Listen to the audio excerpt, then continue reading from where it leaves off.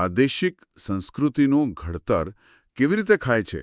મતલબ ભાષા, તહેવારો, નૃત્ય, કલા આ બધું મળીને કોઈપણ પ્રદેશની ઓળખ કેવી રીતે બનાવે છે? આજે આપણે આ જ વિષય પર ભારતના સાંસ્કૃતિક વારસાના મૂળ સુધી પહોંચવાનો પ્રયત્ન કરવાના છીએ. બિલકુલ. અને આપણી પાસે જે સ્ત્રોત છે એ આપણને ભારતના જુદા જુદા પ્રદેશોની સ્થાનિક સંસ્કૃતિઓ, એમની પરંપરાઓ અને સદીઓથી જે આદાન પ્રદાન ચાલતું આવ્યું છે એની એક સફર પર લઈ જાય છે. તો આ ચર્ચાનો હેતુ એ સમજવાનો છે કે આટલી બધી સાંસ્કૃતિક વિવિધતા કેવી રીતે વિકાસ પામી. હા, અને આજ સુધી એક જીવંત પરંપરા તરીકે કેવી રીતે ટકી રહી છે.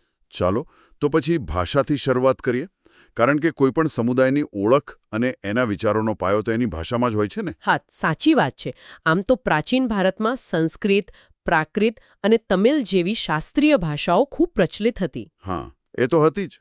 પણ જેમ જેમ સમય ગયો, પ્રાદેશિક રાજ્યો મજબૂત બન્યા, એમ પોતાની આગવી ભાષાઓને પણ પ્રોત્સાહન મળ્યું. એટલે 8મી સદી પછી તો ખડી બોલી, અવધી, બંગાળી અને ગુજરાતી જેવી ભાષાઓનો વિકાસ ખૂબ ઝડપથી થયો. તો દક્ષિણથી શરૂ કરીએ, કેરળની વાત કરીએ. ત્યાંની મલયાલમ ભાષા અને સંસ્કૃતિનો સંબંધ કેટલો જૂનો ગણાય? જુઓ, 9મી સદીમાં કેરળમાં મહોદયપુરનું ચેર રાજ્ય હતું. અને એમ કહી શકાય કે ત્યારથી જ મલયાલમ સંસ્કૃતિના મૂળ નંખાયા. અચ્છા. અને એ ભાષા પર સંસ્કૃતનો ઘણો ઊંડો પ્રભાવ રહ્યો. એનું એક ઉત્તમ ઉદાહરણ છે 14મી સદીનો ગ્રંથ લીલા તિલક્કમ. લીલા તિલક્કમ. અને આ ગ્રંથ મણિપ્રવાલમ શૈલીમાં લખાયેલો છે એમ મેં સાંભળ્યું છે. બરાબર. આ મણિપ્રવાલમ શબ્દ જ ખૂબ રસપ્રદ લાગે છે. એનો અર્થ શું થાય? એનો શાબ્દિક અર્થ થાય છે મણિ અને પરવાળું. એટલે જે રીતે મણિ અને પરવાળાને સાથે ગૂંથવામાં આવે, બસ એ જ રીતે સંસ્કૃત અને પ્રાદેશિક મલયાલમ ભાષાને એકબીજામાં ભેળવીને આ શૈલી બનાવવામાં આવી. બિલકુલ. આ નામ જ ભાષાઓના સંગમની એક કવિતા રજૂ કરે છે. વાહ, ખૂબ સરસ. હવે જરા પૂર્વ ભારત તરફ જઈએ. બંગાળી ભાષાના ઉદ્ભવની ગાથા શું છે? એ પણ સંસ્કૃતમાંથી જ આવી? હા, મોટાભાગે એવું જ મનાય છે કે બંગાળીનો ઉદ્ભવ સંસ્કૃતમાંથી જ થયો.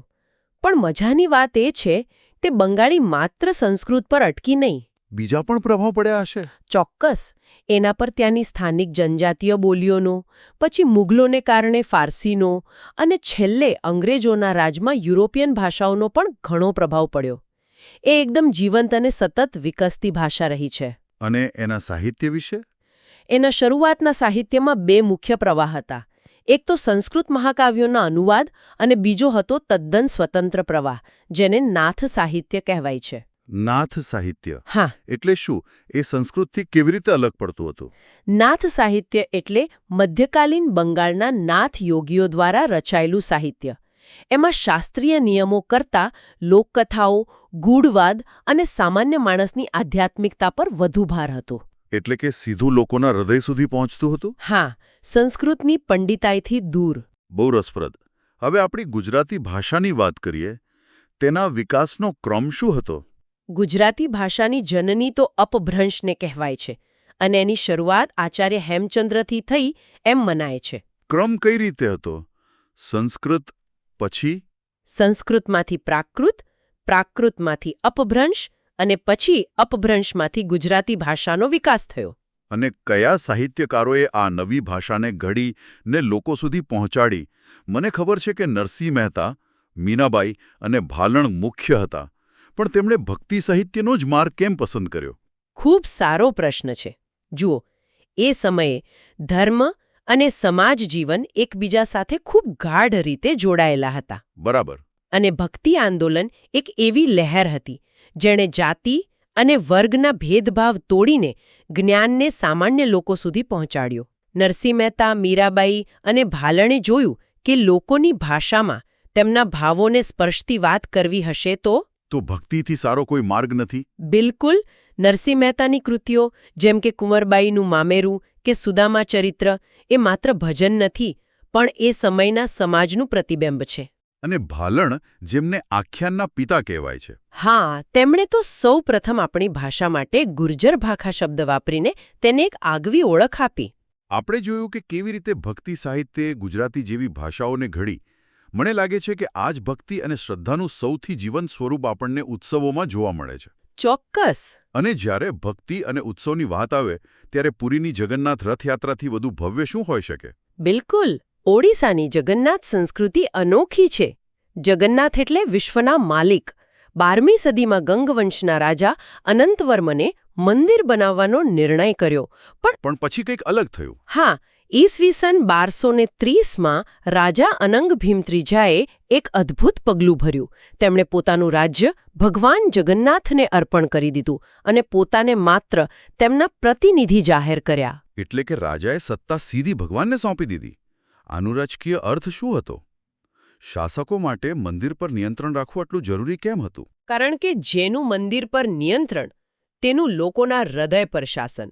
લોકો માનતા હતા કે ભગવાન જગન્નાથ જ એ ધરતીના અસલી રાજા છે. એટલે જ પછીથી મુઘલો, મરાઠાઓ અને ઈસ્ટ ઇન્ડિયા કંપની બધાએ મંદિર પર પોતાનો કબજો જમાવવાનો પ્રયત્ન કર્યો. હા, કારણ કે મંદિર એ માત્ર ધાર્મિક નહીં, પણ રાજકીય સત્તાનું પણ કેન્દ્ર હતું. ખરેખર. હવે ભારતના બીજા તહેવારો પર નજર કરીએ. મને એ વાત હંમેશા આકર્ષિત કરે છે કે આપણા કેટલા બધા તહેવારો પાક અને ઋતુ સાથે જોડાયેલા છે. હા, જેમ કે પંજાબમાં લોહડી અને તમિળનાડુમાં પોંગલ બંને લણણીના ઉત્સવો છે. પણ એમની ઉજવણીની રીત કેટલી અલગ છે. તમે એકદમ સાચા મુદ્દા પર આવ્યા છો. આ જ તો ભારતની વિવિધતા છે. લોહડીમાં અગ્નિ પ્રગટાવીને શિયાળાની વિદાય અને લણણીની ઉજવણી થાય છે. જ્યારે પોંગલમાં, જેનો અર્થ ઉકાળવું થાય છે, હા, તેમાં નવા પાકેલા ચોખાને દૂધ અને ગોળ સાથે ઉકાળીને સૂર્યદેવને અર્પણ કરાય છે.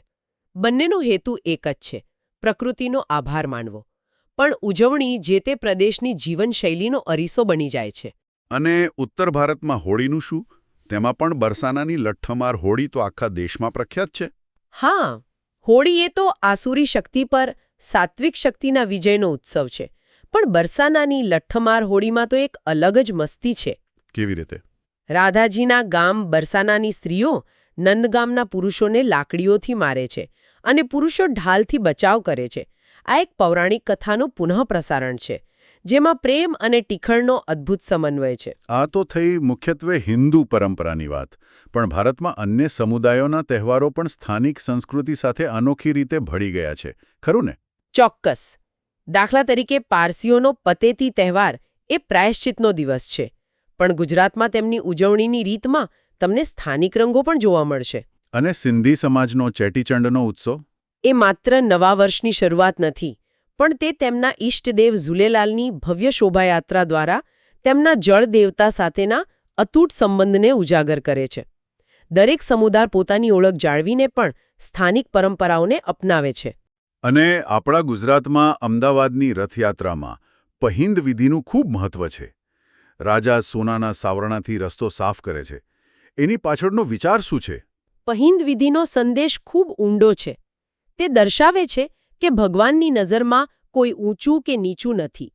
રાજા પણ ભગવાનનો પ્રથમ સેવક છે. એટલે કે શાસક એ જનતાનો સેવક છે એવો સંદેશ આપે છે. બરાબર. આ વિધિની શરૂઆત સંત શ્રી નૃસિંહદાસજીએ ઈસવીસન 1878માં કરી હતી. ઉત્સવો પછી હવે કલા તરફ વળીએ. મને લાગે છે કે નૃત્ય એક કથા કહેવાની સૌથી સુંદર રીત છે. કથકથી શરૂ કરીએ. તેનો વિકાસ મંદિરથી દરબાર સુધી કેવી રીતે થયો? કથક શબ્દ જ કથા પરથી આવ્યો છે. કથન કરે સો કથક કહાવે. શરૂઆતમાં તે મંદિરોમાં પુરાણોની કથાઓ કહેવાની એક શૈલી હતી. ભક્તિ આંદોલન સમયે તેમાં ફેરફાર આવ્યો. હા, 15મી-16મી સદીમાં રાધાકૃષ્ણની રાસલીલાઓ તેનું કેન્દ્ર બની. પછી જ્યારે તે મુઘલ દરબારોમાં પહોંચ્યું ત્યારે તેનું સ્વરૂપ બદલાયું. ભક્તિની સાથે મનોરંજન, ચુસ્ત તાલ અને બારીક અભિનય ઉમેરાયા. અને તેના બે મુખ્ય ઘરાણા વિકસ્યા, જયપુર અને લખનૌ. સાચી વાત. તો પછી કેરળનું કથકલી કેવી રીતે અલગ પડે છે? તેનો સંબંધ મંદિરની પરંપરાઓ સાથે વધુ ગાઢ છે. તમે બરાબર પકડ્યું.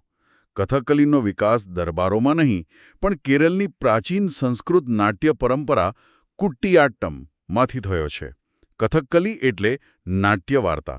મતલબ તેમાં સંવાદો નથી હોતા? બિલકુલ નહીં. પાત્રો માત્ર ચહેરાના હાવભાવ અને હાથની મુદ્રાઓથી જ આખી કથા રજૂ કરે છે. તેની સૌથી મોટી વિશેષતા તેની રંગભૂષા અને વેશભૂષા છે. પાત્રોના ચહેરા પર લીલો, લાલ, કાળો રંગ તેમના સ્વભાવને દર્શાવે છે. અને મણિપુરી નૃત્યમાં શરીરની ગતિ ધીમી હોય છે, જે તેને અન્ય નૃત્યોથી અલગ પાડે છે. તેમાં લાસ્ય અને તાંડવ એવા 2 પ્રકારો છે. તેનો અર્થ શું? હા, મણિપુરી નૃત્યમાં ગતિ ખૂબ જ નાજુક અને લહેરાતી હોય છે. લાસ્ય તેનો સ્ત્રી સુલભ, કોમળ અને શૃંગારિક ભાવ દર્શાવતો પ્રકાર છે, જ્યારે તાંડવ તેનો પુરુષોચિત અને વીર ભાવ દર્શાવતો પ્રકાર છે. અને બીજા મુખ્ય શાસ્ત્રીય નૃત્યો? તમિલનાડુનું ભરતનાટ્યમ, જે ભરત મુનિના નાટ્યશાસ્ત્ર પર આધારિત છે, અને આંધ્રપ્રદેશનું કુચીપુડી, જે યક્ષગાન પરંપરામાંથી વિકસ્યું, તે પણ ખૂબ મહત્વના છે. નૃત્ય પછી હવે ચિત્રકલાની વાત કરીએ, ખાસ કરીને લઘુચિત્રો. આ કલા મુગલ દરબારોમાં તેની ચરમસીમાએ પહોંચી હતી. હા, લઘુચિત્રો એટલે કાપડ કે કાગળ પર પાણીના રંગોથી બનાવાતા નાના કદના અત્યંત બારીકાઈવાળા ચિત્રો.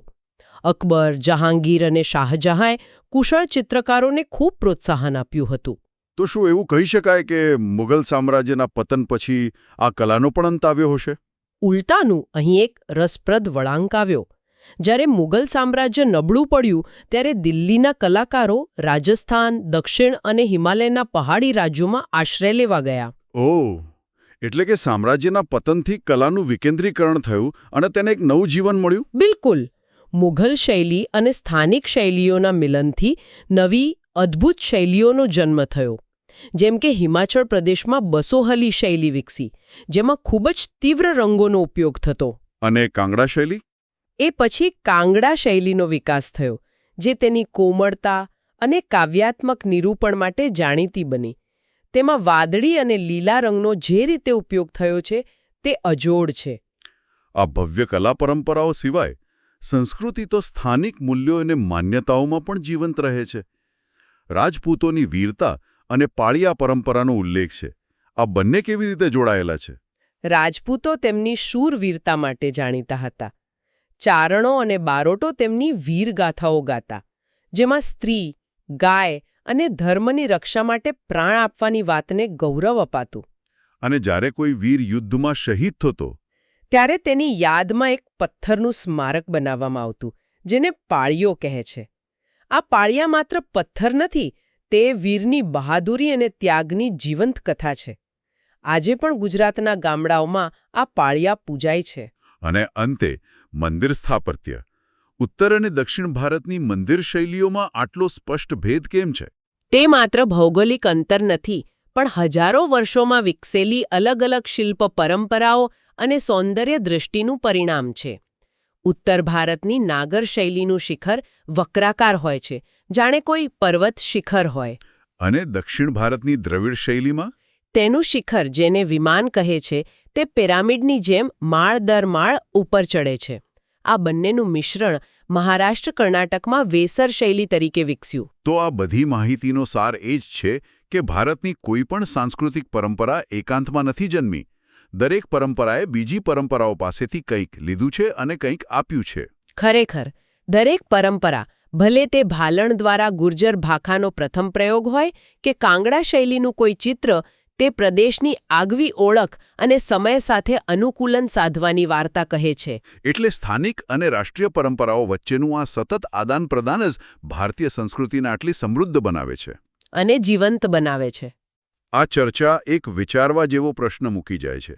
જેમ સદીઓ પહેલા પ્રાદેશિક ભાષાઓ, નૃત્યો અને કલા શૈલીઓ વિકસી, તેમ આજના ડિજિટલ યુગમાં જ્યાં વિશ્વ વધુ જોડાઈ રહ્યું છે, કઈ નવી પ્રાદેશિક પ્રથાઓ અને કલાઓ ભવિષ્યમાં શાસ્ત્રીય પરંપરા તરીકે ઓળખાશે? બહુ સારો વિચાર છે. અત્યારે કયા નવા ઘરાના કે શૈલીઓ આપણી જાણ બહાર જ જન્મ લઈ રહી હશે?